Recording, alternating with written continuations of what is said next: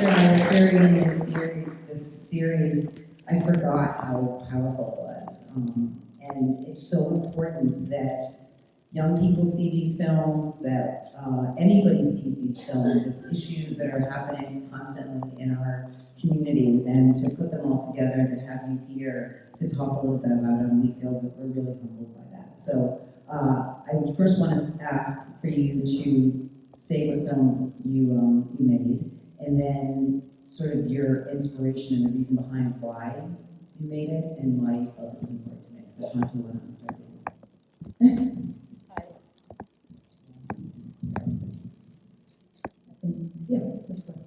Hi, my name is Fatima. So I made the film Temple, and Temple was actually a collaboration between Girls Inc. of the Valley, and it was written by middle school girls. It was a collaboration between me and them, sat down, brainstormed, and one of the things that they really wanted to do was tell a film on body positivity, and that's what came out of our collaboration.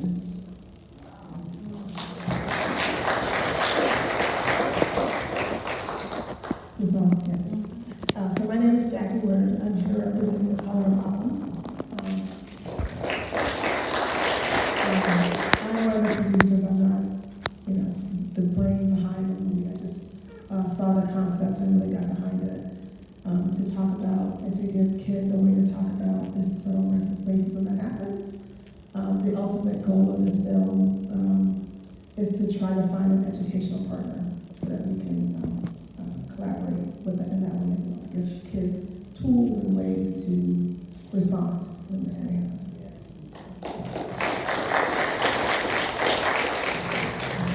My name is Dash Joe. I am the director and writer of Molasses. I was inspired to write this film. It's a student film that I produced. And really the story behind me and my mother's story, my mom is a woman with darker skin tone, and the story Satsu is basically her story of being called that one or being excluded from certain community societies events because of her darker skin tone. And I grew up in the 90s and seeing a lot of people of color in a certain range of complexion and excluding those that look like me. We probably heard the term the paper bag test, and that's something that I've been seeing for a long time, for as much as I remember, even till today. And I want to just shed light and give a tender moment to those women and men who experience colorism in their day-to-day, because it's not just something that is a black and white thing, it's something that's happening all around the world. And so in that sense, I really wanted to just touch in on colorism based on my experience and my mother's. I think that especially during this time, we're all living in a very, I feel like, tentative space. We had the Black Lives Matter, we had George Floyd, everyone was around that and supporting that, and now we're moving to something a little bit different. And so it's important for young kids and adults to feel feel like that their body is positive, that their minds are positive, that they're feeling positive about themselves. That's hard to do. So can you just talk a little bit about that, about this is the time where you decided to make your film, to release your films? It's an incredible time for kids and adults to see these kind of films. So did you think about that when you were making these films, that they would come out at a time where we are right now in this climate? And anyway, go ahead. Yeah, we're living in a time of social media where there's a lot of pressure to look a certain way, and I think with Instagram filters, people don't look the way they are in real life. And I think for young people just who are on social media, they are under pressure, and they kind of have a low self-esteem for the most part. I think when I think about the temple, that's one of the issue that the young girls that are worked on this film brings, that self-esteem sometimes, especially when you're on social media. So I think those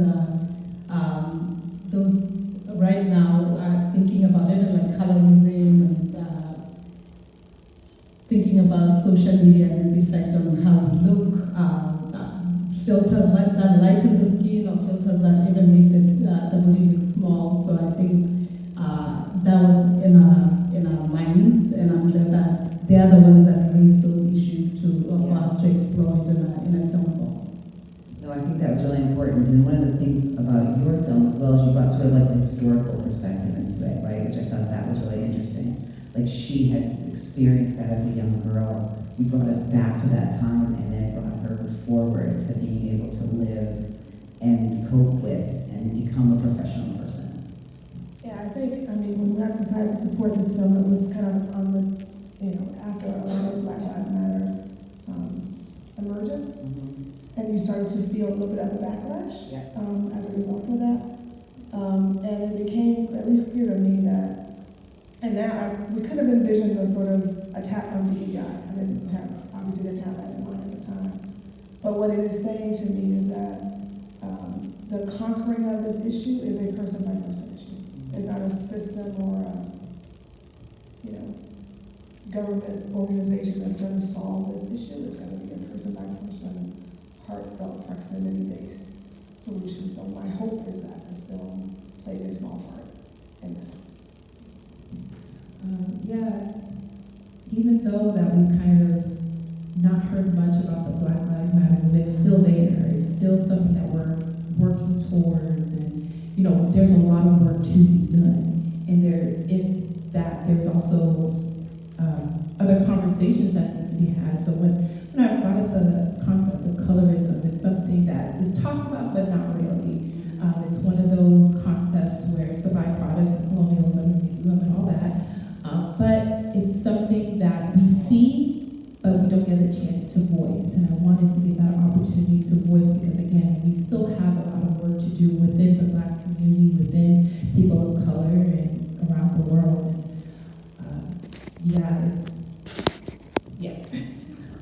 No, and I want you and Tata to meet because Tata does these beautiful drawings of Black ballerinas. So it was, and of course we thought about that when we carried it, and we put them right next to each other. I'd love to open it up to the audience. Do you have any questions? Andrea? I hope I'm loud enough. I loved all of your films, and sad to say, lived a bit of each of those lives throughout my life, so I know personally each of those experiences. And one of the things, particularly with Molasses, I remember reading Kelsey Kirkland's work, and she said that George Valentin, who is really a choreographer, Russian choreographer, said the perfect ballerina would have the skin tone of the inside of an apple core. And I remember I read it, I was like, wow, well, that was me, that kind of thing. But at that time, and we have Misty Copeland who's there, but she's actually light, but she's considered dark. And everything about ballet, and especially back then, especially in the 70s, is the opposite of a Black person's body. And never mind the dance. And when I would see people dancing, they would, I remember Raising Music Hall talking about a great dancer. This one woman that's from Aimiende and said, oh, but she does too much. It's too far. Because she was better than everyone else, and she wasn't singing it, and it's like, but things have changed, and now I think it's really great that films like yours and letting kids know, yeah, you don't see yourself, so then you be the person, so everyone else sees you, and they will see themselves. I think one of the things, so one of the themes too, I think it's sort of like they come to that moment where they're unapologetic. It's like, this is who I am. But they need help along the way. I love that the families were involved, that the older, adults were involved in helping them in that journey to get them to that space. Brigitte? Thank you so much. Thank you to all of you for these beautiful, beautiful films. My question is about, actually a topic that you and I have discussed a lot, about Black pain, right? So I hear this a lot, particularly from my college students, that they're tired of these novels and these films, they're only about Black pain, they want to focus on Black joy.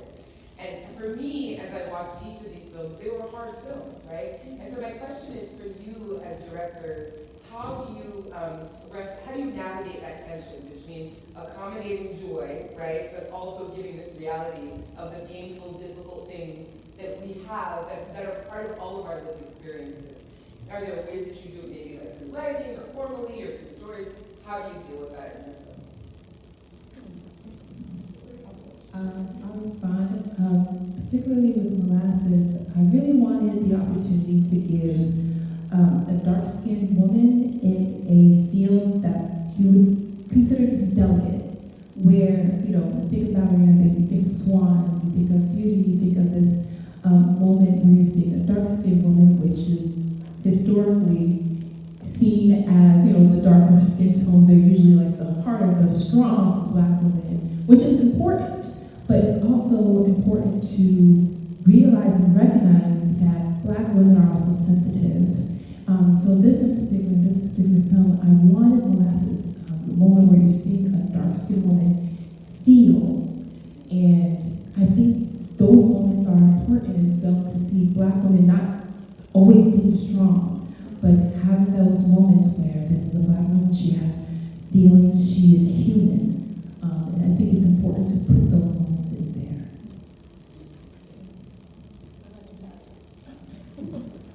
I think when I think about Temple, the joy is in the end.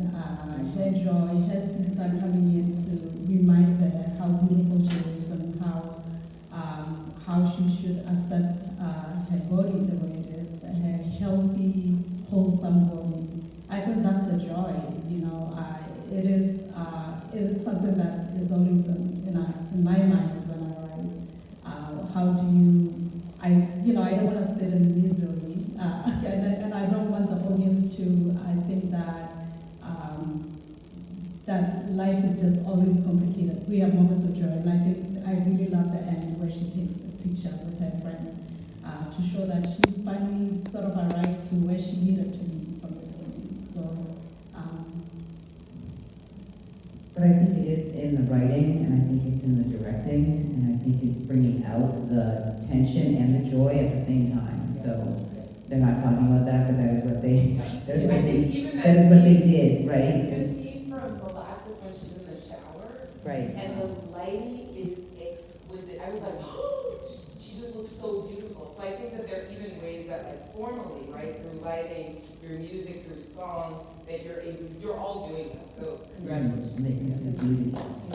And I really want to say, I don't know if anyone knows Ingrid Silva. Do you know her? The ballerina. She's very dark-skinned she's Afro-Brazilian, and she looks just like her. She's the principal dancer for Harlem Dance Company. Yeah, and she's amazing. So you should check it out. Any other questions? Okay. All three of you made films that really center teenagers, preteens, even children. And I wonder if you could speak some about what it was like directing them, helping them get into their characters and present, and anything they might have wanted to share about what it was like to them. But what was it like you directing them first? And then, it was just wonderful to see them being centered, like they were awesome as actors. But anyway, that's the question. I mean, it was a nice experience. So the girls from Girls Inc. were too young to be part of the, because it's a long day of production. We only shoot in one day, and it's usually like 10 hours for those who know production. So the programmers didn't want them to be there for the production, even though they were there for the development and pre-production process. So then I collaborated with the girls from Originations, a dance company here. I don't know if they're here. I saw some of them. There she is. One of the girls here. So I called up Originations because I know they had girls that have done theater, they do dance, and it turned out to be a really awesome collaboration. They were great. All the three actors, actually, one of our production assistants who just started at Emerson, she's going to do film. She worked in the piece.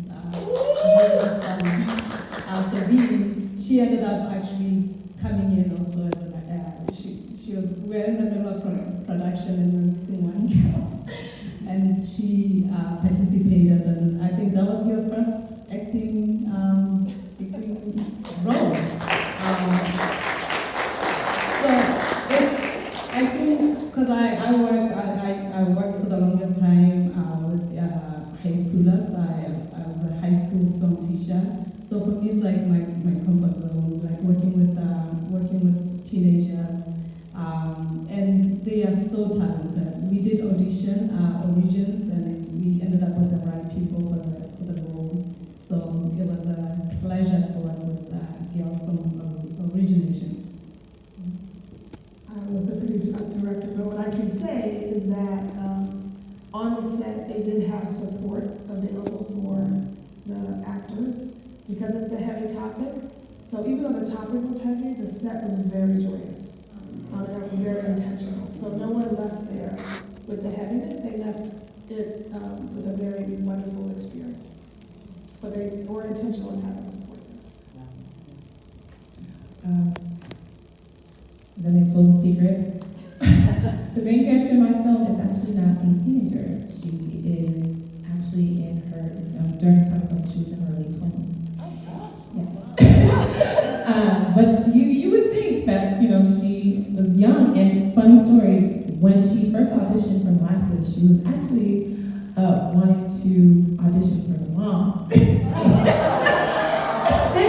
I said, I don't think so. What was interesting during the time of when I knew she was Kiana, like the moment I saw her face, and she wanted to audition for the other role, but I knew this is Kiana. And during the time of rehearsals, getting her to, I guess, trying to get in the mind of a child was trying to have a conversation with her about her experience growing up and being darker skinned. A lot of the things that we talked about was really what I wanted Kiana to feel. So I wasn't worried about that part. I was worried about, are people going to believe that you're 16? And gotcha. We have time for one more question. I think your films were great. I think it had a very good overtone for the kids that are out there today. What other parts of the country or the world have you taken your films? This is actually the premiere of Temple. Oh, you're so wonderful.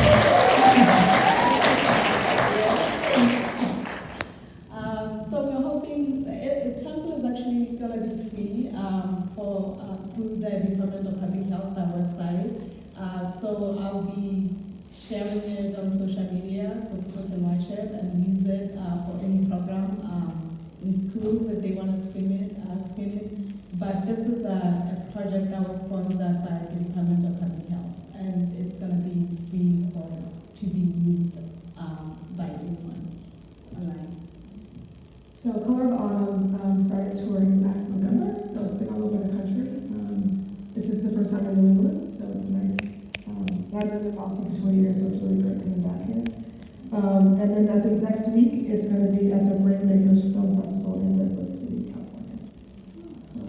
But like I said, eventually the goal is to tie this to an education initiative so that it has a life and can be made available more.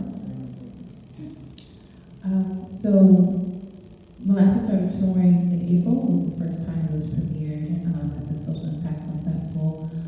So far it hasn't left the States. Earlier this week it was at the Marina Del Rey Film Festival in California. My hope is for Molasses to reach the Caribbean. And if there's any way that can be possible, like I've submitted to film festivals that are centered around Haitian culture a little bit. So we're hoping some way there can be a segue into the Caribbean, because there's a lot of conversation about colorism in the Caribbean where skin bleaching is heavily used. And if Molasses can get out there and even further west would be amazing. And up there. Yes.